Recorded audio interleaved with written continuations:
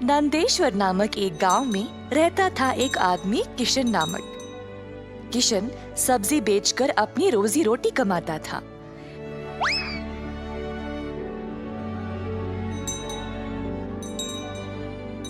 किशन अकेला था तो उसी को खेत जाकर किसानों से सब्जी लाना पड़ता था।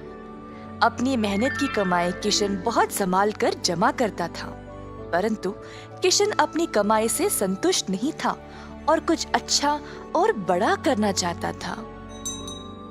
एक दिन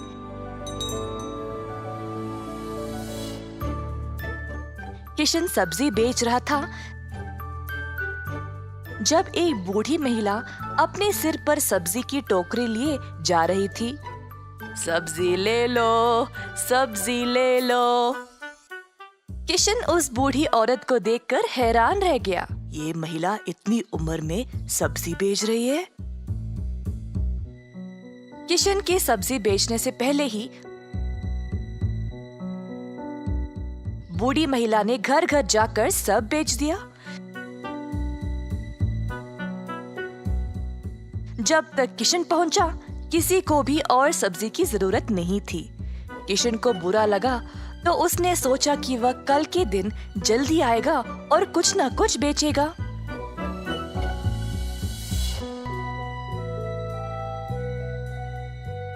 परंतु अगले दिन भी वही हुआ। कुछ दिन बीत गए और किशन जानना चाहता था कि यह बूढ़ी महिला इतनी जल्दी सब्जी कैसे बेच रही थी, तो वह उसका पीछा करने लगा। बूढ़ी महिला को पता चल गया और फिर उसने मुड़कर किशन से पूछा, बेटा, तुम मेरा पीछा क्यों कर रहे हो? क्या जानना चाहते हो? आओ पूछो मुझे। मुझे माफ करिएगा, पर मैं हैरान हूँ ये देखकर कि आप सब्जी हर रोज इतना जल्दी जल्दी कैसे बेच रही है। कुछ दिनों से मैं कुछ भी नहीं बेच पाया और मुझे पता नहीं मैं क्या करूं। मैं तो कई सालों से सब्जी बेच रही हूँ बेटा, और मैं इस काम से कभी नहीं थकती हूँ। तो बेटा, तुम रोज क्या करते हो? मैं किसानों के पास से सब्जी लेता हूँ और फिर गांव में आकर बेचता हूँ। जो भी कमाई है उससे अपना गुजारा करता हूँ। अब आपकी वजह से कई दिनों से मैंने कुछ भी नहीं कमाया। किसानों से सब्जी क्यों लेते हो? खुद की सब्जी क्यों नहीं उगाते?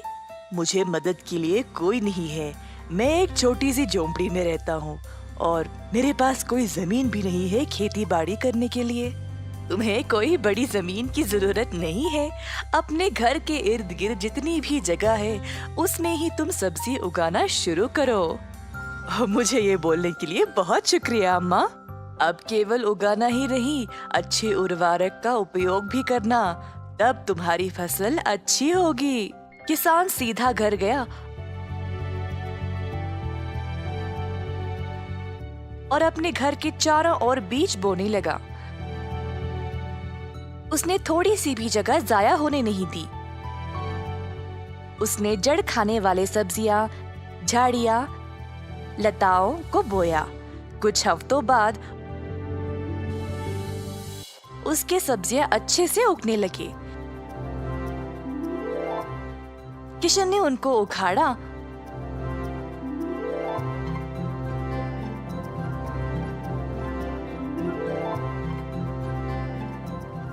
और गांव गया बेचने के लिए।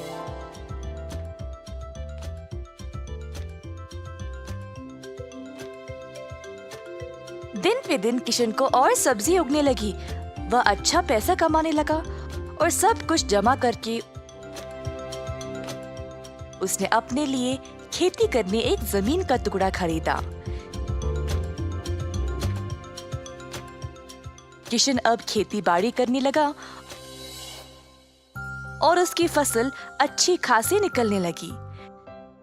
जल्द उसने एक सब्जी की दुकान खोल ली, कई तरह के सब्जियों के साथ। गांव के सारे लोगों को किशन की सब्जियां अच्छी लगने लगी और उसी के पास आने लगे सब्जी खरीदने।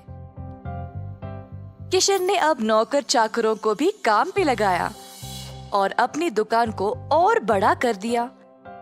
एक साल के अंदर ग्राम प्रधान ने देखा कि कैसे किशन ने मेहनत करके अपने आप को खड़ा किया है। उनको किशन बहुत पसंद आया और अपनी बेटी का हाथ किशन को विवाह में दे दिया। किशन के पास अब एक सफल कारोबार, एक सुंदर परिवार और एक अच्छा जीवन था। अतः थोड़ी सी बुद्धि और मेहनत से उसका सपना पूरा हो गया। रावुलपल्ली नामक गांव बहुत बड़ा था। उस गांव के वासी भी बहुत अच्छे लोग थे। अगर किसी चीज का यकीन करते हैं तो वो वही मानते हैं। सुब्बा रेड्डी नामक एक आदमी वहाँ का सब्जी व्यापारी था। उस गांव में सभी उस पे यकीन करते थे। वो एक नेक इंसान था और हर रोज सुबह ताजी सब्जी लेकर बेचने आता था और उन्हें कम दाम पे ही बेचता था। इसीलिए उस गांव के सारे लोग सिर्फ सुब्बा रेड्डी के पास सब्जी खरीदने आते थे और उसका व्यापार बहुत अच्छा चलता था। रावुलपल्ली के बारे में जानकर पड़ोसी गांव के 3 आदमी विजय, श्रीकांत और टिम्मैया मिलके रावुलपल्ली सब्जी बेचने आते हैं। सुब्बा रेड्डी का व्यापार अच्छा चलने के कारण उनके पास सब्जियां नहीं बिकते हैं और इस कारण वो तीनों बहुत दुखी होते हैं। बहुत सोचकर वो एक फैसला करते हैं। हम तीनों बहुत ही कम दाम में सब्जियां बेचेंगे। कुछ दिन बाद गांव के लोग हम पे भरोसा करने लगेंगे और तब हम सुब्बा रेड्डी को इस गांव से भगा सकेंगे। उसके जाने के बाद लोगों को हमारे सिवाय सब्जियां खरीदने कहीं नहीं जा पाएंगे और ठीक उस समय हम हमारे दाम को बढ़ा देंगे। टिम्मैया की बातें विजय और श्रीकांत को अच्छी तरह समझ आते हैं। टमाटर और प्याज की दाम आसमान से भी ऊपर हो जाता है। अरे रे, टमाटर और प्याज का दाम तो बहुत बढ़ गया है। न जाने रावुलपल्ली के वासी खरीद पाएंगे कि नहीं। पर जो भी हो, मुझे अपना जिम्मेदारी निभाना होगा। इसीलिए मैं सब्जी को खरीद के उन्हें उसी दाम पे बेचूंगा। अगर मेरा लाभ भी नहीं आया तो कोई बात नहीं। ऐसे सुब्बा रेड्डी उसके मन में सोचता है। अगले दिन सुबह सभी सब्जी खरीदने सुब्बा रेड्डी के पास आते हैं। उसके मुंह से दाम सुनते ही वो सब चौंक जाते हैं। सुब्बा रेड्डी को पूछने पर वो कहता है, बाहर इससे भी ज्यादा दाम है जी। मैं तो दाम कम करके बेच रहा हूँ। सभी उसी दाम पे सब्जियां खरीदने लगते हैं। इतने में दूसरी तरफ से एक आदमी चलते हुए आता है और कहता है, आपने 1 किलो प्याज कितने में लिया? 70 रुपए। वहां तो 1 किलो 40 रुपए में दे रहे हैं। ये सुनते ही सारे गांव वाले सोचने लगते हैं कि सुब्बा रेड्डी लालची बन गया है और सभी उसके पास जाने के कारण ही उसने अचानक दाम बढ़ा दिया। इसीलिए वो मिलके फैसला करते हैं कि आगे से उसके पास सब्जी खरीदने कोई नहीं जाएगा। अरे ये क्या, बाजार में तो 1 किलो प्याज 70 रुपए है ना। ये लोग कम दाम पे क्यों बेच रहे होंगे? दाल में कुछ तो काला है और मैं इन सब्जियों को कैसे बेचूंगा? गांव वाले सारे मिलकर फैसला करते हैं कि सुब्बा रेड्डी को गांव में रहने नहीं देंगे।